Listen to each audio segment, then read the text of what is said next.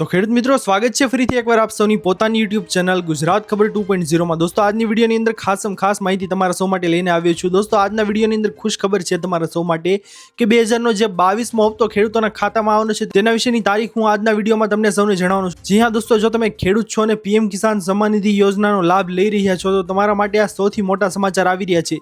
દોસ્તો વિડીયોને જરા પણ સ્કીપ ના કરતા અને સાથે તમને બજેટ 2026 વિશેની વાત કરવાના છીએ। જે ગુજરાતમાં 2026 નું બજેટ છે તે બજેટની અંદર ખેડૂતોને કયા લાભો છે તે આપવામાં આવેલા છે તેના વિશેની ખાસ માહિતી જણાવવાના છીએ દોસ્તો। અને સાથોસાથ તમને એ પણ ખુશ ખબર જણાવીશું કે 2022મો હપ્તો ક્યારે ખેડૂતોના ખાતામાં આવશે। દોસ્તો વિડીયોને જરા પણ સ્કીપ ના કરતા, કારણ કે અધૂરું જ્ઞાન છે તે તમારા સૌ માટે ઘાતક સાબિત હોઈ શકે છે। એટલા માટે વિડીયોને શરૂ કરતા પહેલા હું આપ સૌને જણાવી દઉં કે જો આપ સૌ અમારી YouTube ચેનલ ગુજરાત ખબર 2.0 પર નવા છો તો ફટાફટ ચેનલને નીચે આપેલા બ્લેક કલરના બટનને દબાવી અને સબસ્ક્રાઇબ કરી લો, જેના લીધે તમે સૌ અમારી સાથે જોડાઈ જાઓ અને આવા જ વિડીયો તમને મળતા રહે। તો હવે તમને જણાવી દઈએ દોસ્તો, ટાઈમ વેસ્ટ કર્યા વગર, કે કરોડો ખેડૂતો માટે ખુશખબર આવી છે। જાણો ક્યારે ખેડૂતોના ખાતામાં જે 22મો હપ્તો PM કિસાન સન્માન નિધિનો આવવાનો છે તે ક્યારે આવવાનો છે। દોસ્તો આ સંભવિત તારીખ છે તે હોળી પહેલા ખેડૂતોને મળી શકે છે મોટી ભેટ, કારણ કે PM કિસાન સન્માન નિધિ યોજનાના 22મા હપ્તાની રાહ જોઈ રહેલા 9 કરોડથી વધુ ખેડૂતો માટે મહત્વની અપડેટ છે તે સામે આવી છે। દોસ્તો તમારું eKYC બાકી હોય તો તમે આજે જ પૂર્ણ કરાવી લેજો, કારણ કે જો તમે નહીં કરાવ્યું હોય ને તો તમારો હપ્તો છે ને અટકી જવાનો છે।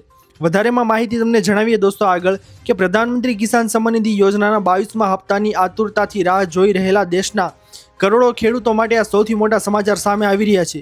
પાછલા વર્ષમાં સરકારી રેકર્ડ અને હપ્તાના વિતરણની પદ્ધતિ પર નજર કરીએ દોસ્તો તો કેન્દ્ર સરકાર સામાન્ય રીતે ફેબ્રુઆરીના અંતના સપ્તાહમાં ખેડૂતોને આ હપ્તાની રકમ છે તે ફાળવે છે।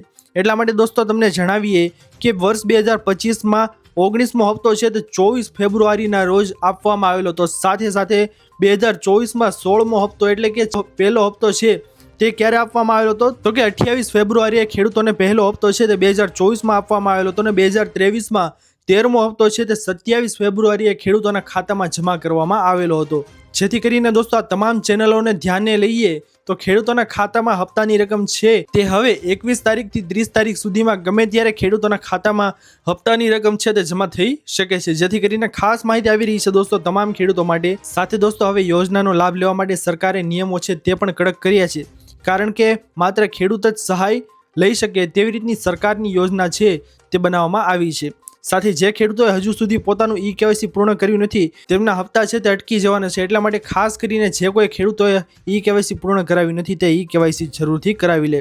સાથે દોસ્તો ખેડૂતો છે તે કિસાન પોર્ટલ પર જઈને OTP દ્વારા અથવા તો નજીકના કોમન સર્વિસ સેન્ટર એટલે કે CSC સેન્ટર પર જઈને બાયોમેટ્રિકની પદ્ધતિની પ્રક્રિયા છે તે પૂર્ણ કરી લે।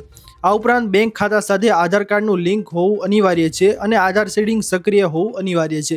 આધાર સીડિંગ એટલે કે દોસ્તો જે તમને DBTના માધ્યમથી હપ્તાની રકમ તમને મોકલવામાં આવે છે સરકાર દ્વારા, તે DBT તમારે ઇનેબલ છે કે નહીં બેંકની અંદરથી તે તમારે ખાસ તપાસી લેવું, જેના કારણે તમારો હપ્તો છે તે બેંક દ્વારા ટ્રાન્સફર થવાનો હોય તો તમારા ખાતામાં ડાયરેક્ટ DBTના માધ્યમથી તમારા એકાઉન્ટમાં જમા થઈ જાય, ના કે તમારો હપ્તો છે તે અટકી શકે। એટલા માટે એ પણ તમારે ચેક કરાવી લેવું।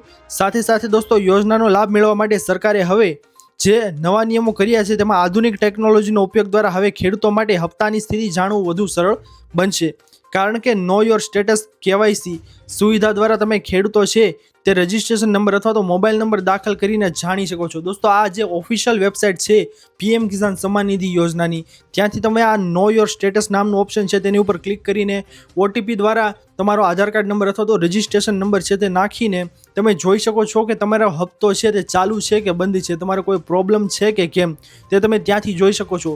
હજી અત્યારે તમે ચેક કરી લેજો, કારણ કે ચેક કરીને જો તમારે ફેલિયર કે પેન્ડિંગ એવું કાંઈ ઓપ્શન આવતું હોય તો તમે નજીકના CSC સેન્ટર પર જઈને અથવા તો ગ્રામ સેવક કે VCનો સંપર્ક કરીને તમે જાણી શકો છો કે તમારો હપ્તો શા માટે રોકાણો છે। જેથી કરીને દોસ્તો એ તમારે અવશ્ય ચેક કરાવી લેવું। સાથે દોસ્તો સરકારે આના માટે એક નવી ટેકનોલોજીની સુવિધા પણ જાહેર કરી છે, જેમાં જણાવવામાં આવ્યું છે દોસ્તો કે PM કિસાન મોબાઈલ એપ અને કિસાન મિત્ર એક AI ચેટબોટ છે દોસ્તો તેની સુવિધા પણ સરકારે બહાર પાડી છે, જેના કારણે ખેડૂતો છે તે પોતાની માતૃભાષામાં એટલે કે સરળ ભાષાની અંદર તેઓ હપ્તા વિશેની માહિતી જાણી શકે। બીજી અન્ય કોઈ પણ સહાય વિશેની માહિતી જોઈતી હોય તો તેવા પ્રશ્નોનો ઉકેલ છે તે ખેડૂતો મેળવી શકે। અને દોસ્તો આની અંદર આ બધું તો કાંઈ નથી, સૌથી મોટી જાહેરાત સરકારે એ કરી છે કે હવે કોઈ પણ ખેડૂતો છે જેમને કોઈ ટેકનિકલ ખામીના લીધે એટલે કે તેઓ ખેડૂતને હપ્તો મળતો હતો, પરંતુ કોઈ કારણોસર તેમને ગયા વખતેનો એટલે કે 21મા હપ્તાની રકમ ખેડૂતોને મળી નથી.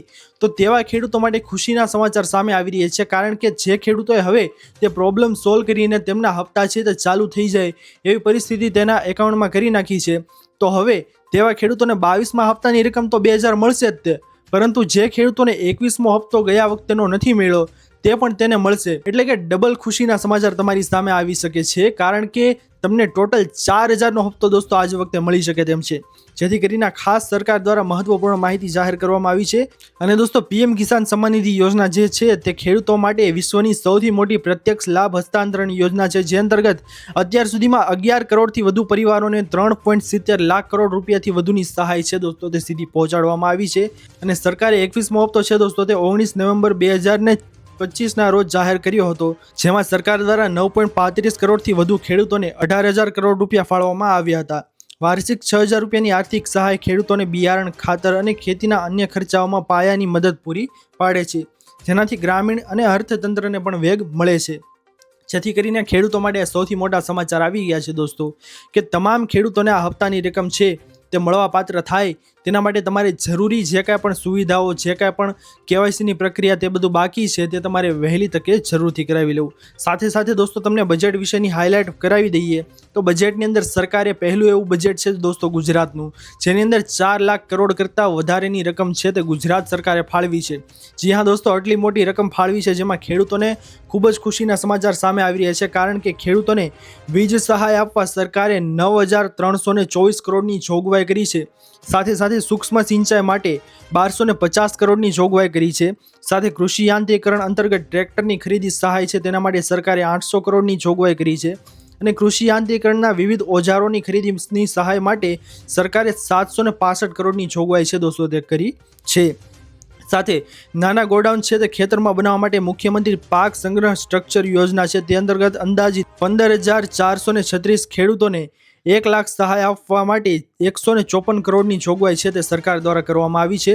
સાથે ખાતેદાર ખેડૂતોના આકસ્મિક મૃત્યુ અથવા તો કાયમી અપંગતાના કિસ્સામાં 4 લાખ સુધીનું વીમા રક્ષણ આપવા સરકાર દ્વારા 146 કરોડની જોગવાઈ છે દોસ્તો તે કરવામાં આવેલી છે.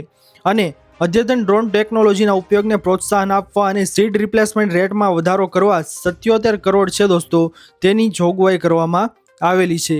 અને સાથોસાથ દોસ્તો તમને જણાવી દઈએ મોટી માહિતી કે ખેડૂત ખાતેદારને વિનામૂલ્યે સોઇલ હેલ્થ કાર્ડ વિતરણ કરવા મુખ્યમંત્રી સોઇલ હેલ્થ અભિયાન માટે 14 કરોડની જોગવાઈ છે તે કરવામાં આવેલી છે. જેથી કરીને સરકાર દ્વારા આ દોસ્તો સૌથી મોટી જાહેરાતો કરવામાં આવેલી છે કે ખેડૂતોને બજેટની અંદર જે કાંઈ પણ લાભ છે દોસ્તો તે આપવામાં આવેલા હતા તેના વિશેની સરકારે માહિતી જણાવી છે. અને દોસ્તો સાથોસાથ તમને એ પણ જણાવી દઈએ કે ખેડૂતોને દેવા માફી અંગે સરકાર દ્વારા કોઈ પણ પ્રતિક્રિયા છે તે હાલ આપવામાં આવેલી નથી, કે પછી ખેડૂતોને પીએમ કિસાન સન્માન નિધિ યોજનાની અંદર 2022મો હપ્તો છે તે આપવાનો છે તે 2000નો જ મળશે, તેમાં પણ કોઈ પણ ફેરફાર કરવામાં આવ્યા નથી. કારણ કે દોસ્તો તમને ખબર જ હશે કે સરકાર દ્વારા 2000ના હપ્તાની રકમ છે તે મોકલવામાં આવે છે તે કેન્દ્ર સરકાર દ્વારા મોકલવામાં આવે છે, પરંતુ આપણા પાડોશી રાજ્ય તમને જણાવી દઈએ કે રાજસ્થાન અને મધ્યપ્રદેશ જે રાજ્યની અંદર 4-4 હજારનો હપ્તો મોકલવામાં આવે છે, કારણ કે કેન્દ્ર સરકાર દ્વારા ત્યાં 2000નો હપ્તો મોકલવામાં આવે છે અને બાકીના 2000 છે તે રાજ્ય સરકાર ત્યાંની ફાળવે છે. એટલા માટે ટોટલ 4000નો હપ્તો ખેડૂતોના ખાતામાં મોકલવામાં આવે છે. પરંતુ ગુજરાતની અંદર એવું કેમ નથી તે હવે ગુજરાતના ખેડૂતોને વિચારવા જેવી બાબત છે. અને સરકાર કદાચ એમ માનતી હોય કે ગુજરાતના ખેડૂતો છે તેમને હપ્તાની જરૂર નથી, તો એવું કશું નથી, કારણ કે ગુજરાતના ખેડૂતો છે તે હરેક ખેડૂતો ઉપર 56,000થી વધારેનું દેવું છે. પર ખેડૂતની વાત કરીએ ને તો ગુજરાતના હરેક ખેડૂતોને માથે 56,000થી વધારેનું દેવું છે. એટલા માટે સરકારે આ બાબતે થોડુંક વિચારવું જોઈએ. તમારું શું માનવું છે દોસ્તો અમને કમેન્ટ કરીને તમે સૌ જરૂરથી જણાવજો.